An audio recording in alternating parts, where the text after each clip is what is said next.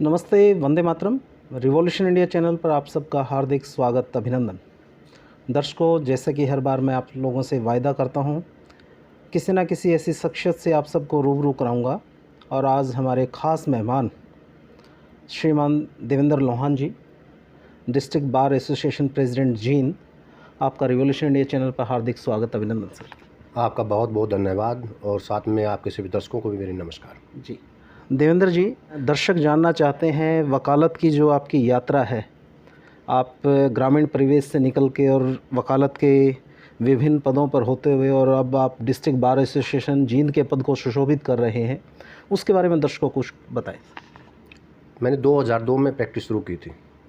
Basically मैं गांव वालेवा से बिलोंग करता हूं, जी वहीं मेरी रिहाइश है जी और 2010 से मैं जींद में रह रहा हूं। जी मेरे फादर साहब आर्मी ऑफिसर थे, जी अब वो रहे नहीं, जी और लगातार मैं इस प्रोफेशन से जुड़ा हुआ हूँ। जी। तो आपकी जो लॉ की डिग्री है वो आप उसके बारे में बताएं, कहाँ से आपने डिग्री की और क्या आपकी उस लेवल पे क्वालिफ़िकेशन रही है सर? मैंने ग्रेजुएशन यहीं गवर्नमेंट कॉलेज जींद से की थी। जी LLB मैंने अजमेर यूनिवर्सिटी से की थी जी और 2006 में मैं बार का सेक्रेटरी रहा हूँ। जी 2016 में मैं प्रधान रहा हूँ बार का, जी और अब फिर मुझे बार की सेवा करने का मौका मिला है 2022 में। जी। निश्चित तौर पर देवेंद्र लोहान जी ने अपनी जो यात्रा के बारे में बताया है वो वास्तव में बहुत उम्दा यात्रा उनकी रही है। मतलब मेहनत के दम पर सब मुकाम हासिल किए हैं। इस बार आप डिस्ट्रिक्ट बार एसोसिएशन जींद के प्रेसिडेंट हैं सर। तो डिस्ट्रिक्ट बार एसोसिएशन जींद का विज़न क्या है, क्या इसका महत्व है, कब इसकी कुछ शुरुआत हुई, उसके बारे में अगर आप कुछ बता पाएँ बड़ा अच्छा रहेगा सर। जी, शुरुआत तो इसकी बहुत पुरानी है। जी आज़ादी से पहले से ही जिला परिषद जींद की शुरुआत हो चुकी थी, जी क्योंकि जींद रियासत थी उस टाइम पे भी यहाँ पे कोर्ट थी और उस टाइम भी वकील वकालत करते थे। जी आप अमूमन मान के चलो ये 1938 के लगभग की बात होगी, तब भी यहाँ पे बार एसोसिएशन अस्तित्व में थी। जी जी और उसके बाद पहले उस टाइम पे पुरानी कचहरी होती थी, जी वहाँ पे कोर्ट लगती थी, जी और 70 के दशक के बाद यहाँ पे शुरुआत हो गई थी। जी जी। देवेंद्र जी, आपसे जानना चाहते हैं किस उद्देश्य के लिए बार एसोसिएशन का गठन किया गया था और बतौर प्रेसिडेंट आपकी क्या क्या जिम्मेवारियां हैं और किन किन कर्तव्यों का आप निर्वहन करते हैं? जी, बार एसोसिएशन के गठन के पीछे कई कारण रहे। जी एक तो मुख्य कारण ये था कि जो बार और बेंच के रिलेशन हैं उनको अच्छे ढंग से चलाने के लिए बार एसोसिएशन की ज़रूरत थी। जी उनमें तालमेल हो अच्छा, जी उनमें आपस में ठीक मधुर संबंध हो बार और बेंच के सदस्यों के बीच में। जी एक रीज़न तो ये रहा उसके पीछे। जी दूसरा रीज़न ये रहा भाई सबको न्याय मिले, जी जल्द मिले, सुलभ मिले, जी और आम आदमी तक न्याय पहुंच सके, उसमें भी मददगार रहे। जी एक कारण ये रहा। जी और तीसरा कारण या जो वकील साथी हैं जो वकालत करते हैं, जिनसे मिलकर बार एसोसिएशन बनी है, उनके वेलफेयर के लिए काम किया जा सके। जी जी जी। तो देवेंद्र जी, आपने अपने लिए क्या टारगेट फिक्स किया है इस कार्यकाल के दौरान अपने एज ए बतौर president district bar association Jind कि मैं आम जनता के लिए जुडिशरी के जो तालमेल के उद्देश्य से और वकील साथियों के उज्जवल भविष्य के लिए क्या टारगेट फिक्स किया कि क्या करके दिखाना है? जहाँ तक जुडिशरी के साथ तालमेल की बात है, वो तो स्मूथली चला हुआ ही है। जी उसमें तो ये नहीं है भी हमने कोई अलग से प्रयास करना हो, वो तो हमारा डेली का रूटीन का कार्य है। बार और बेंच के रिलेशन बहुत अच्छे हैं, जी। सभी ऑफिसर अपना अच्छा ठीक काम कर रहे हैं, बार के भी सदस्य उनको सहयोग करते हैं और वो भी बार के सदस्यों को सहयोग करते हैं। निश्चित तौर पर। और दूसरी बात रही जो टारगेट की बात है कि मैं क्या सोच लेके आया हूँ। जी इस सोच के पीछे मेरा मुख्य मकसद तो ये था कि हमारी बार के मेंबर है ना, जी उनकी सदस्यता बहुत बढ़ गई है। जी आप ये समझो अब 1200 के करीब बार के मेंबर हो गए हैं जी। और सबके पास बैठने की सुविधा नहीं है। मैं एक सोच लेके आया था भाई सबको बैठने के लिए एक समुचित व्यवस्था ज़रूर करूँगा। जी जी जी। मैं उसी विषय पे काम कर रहा हूँ। जी करवाने वाला तो मालिक है, लेकिन मेरा प्रयास ये है कि मैं हर मेंबर को सीट अवेलेबल कराऊँ बैठने के लिए, जी जी ताकि वो वहाँ बैठ के अपने जो क्लाइंट होते हैं, जो आम आदमी उनके पास आता है, बैठ के उनकी सुन सके और उनकी मदद कर सके। जी जी ये मेरा उद्देश्य है। जी। देवेंद्र जी, ये तो आपने अपना सब उद्देश्य बताया। जनता के परिप्रेक्ष्य में या अपनी ग्रीवेंस लेके आम जनता आती है, तो आम जनता, जींद की जनता के हित में भी कुछ विचार मन में आता है कि एज ए बतौर district bar association president Devendra Lohan ji Jind की जनता के लिए भी कुछ अच्छा कर पाएँ।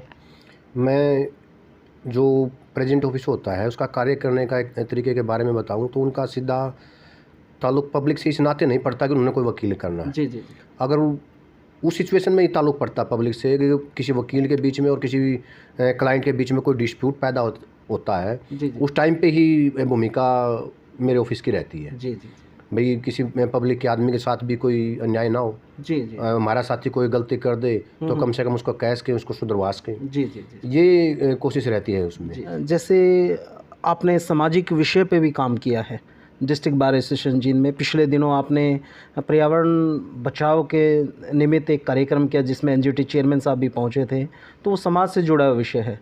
तो जब इस प्रकार से डिस्ट्रिक्ट बार एसोसिएशन प्रयासरत है समाज हित में भी, तो इस प्रकार से अनेकों और बहुत काम हो सकते हैं जो समाज हित में।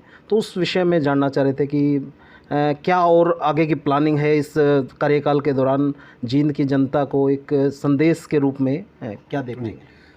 आपने बहुत बढ़िया बात की। अगर आपके मन में भी कोई सुझाव हो तो ज़रूर बताना। जी। अगर हमारे से कोई पब्लिक का भला हो सकेगा तो ज़रूर करेंगे। जी और बात रही अपने जो एनजीटी के चेयरमैन आए थे, जी। ऑनरेबल जस्टिस आदर्श कुमार जी जी गोयल जी, जी वो उस विषय में एक ही बात कहना चाहूँगा। मैं एक वकील होने से पहले मैं और एक बार प्रेसिडेंट होने से पहले मैं एक ह्यूमन बीइंग भी हूँ, जी निश्चित तौर पर। और ये सबका फ़र्ज़ बनता है कि हम अपनी प्रकृति के बारे में सोचें, आसपास का वातावरण कैसा हो इसके बारे में सोचें, जी और उसके लिए सबको प्रयास करना चाहिए थोड़ा बहुत, ये सबकी जिम्मेदारी बनती है। जी इसीलिए इस उद्देश्य से हमने प्रोग्राम रखवाया था वो, जी ताकि भाई इससे कुछ जागरूकता पैदा हो लोगों में, जी और आसपास का वातावरण अच्छा हो सके, क्योंकि पोल्यूशन के मामले में जींद बदनाम है थोड़ा सा।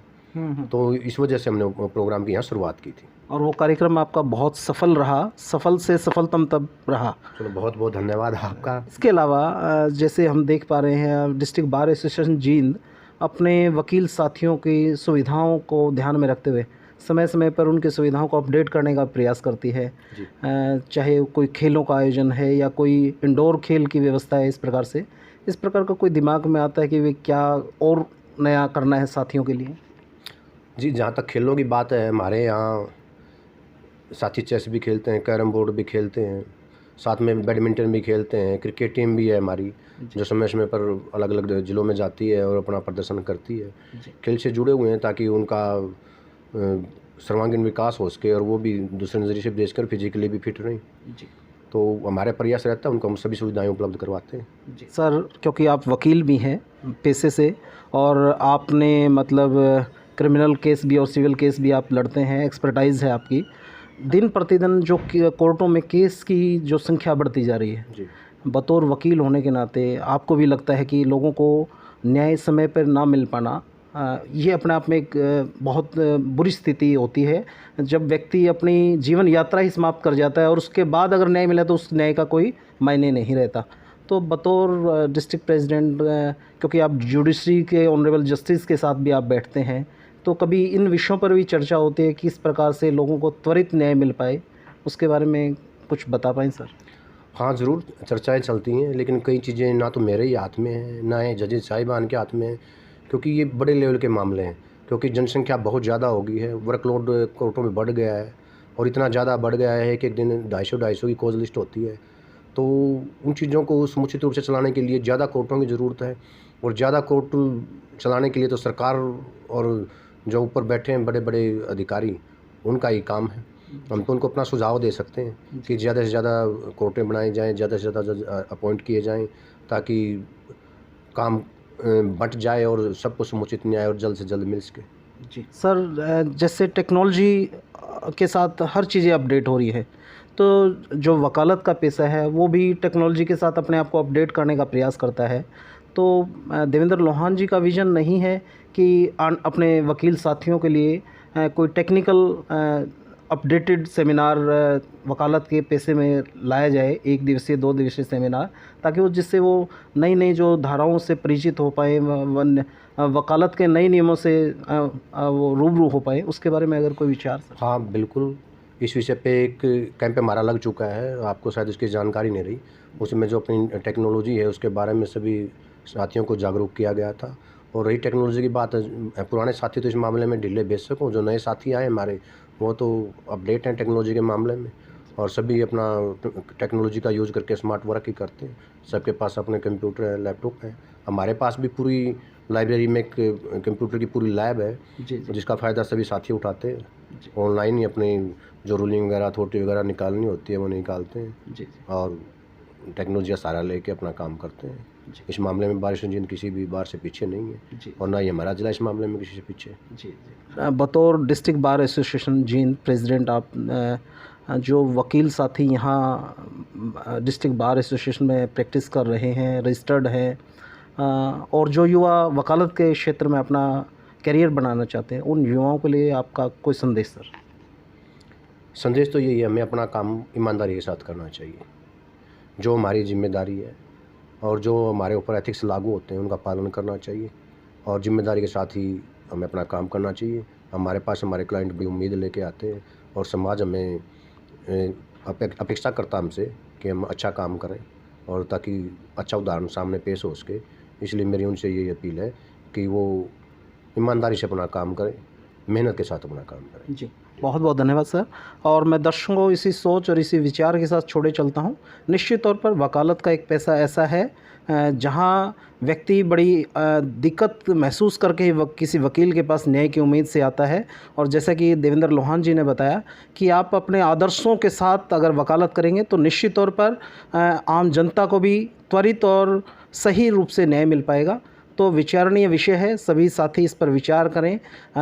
जनता के प्रति भी एक वकील का दायित्व है, कर्तव्य है, और जुडिशरी लाइन के प्रति भी एक वकील का कर्तव्य और दायित्व है। निश्चित तौर पर सभी अपने अपने कर्तव्यों का बड़ी ईमानदारी के साथ पालन करेंगे तो निश्चित तौर पर आम जनता को समय रहते न्याय मिल पाएगा।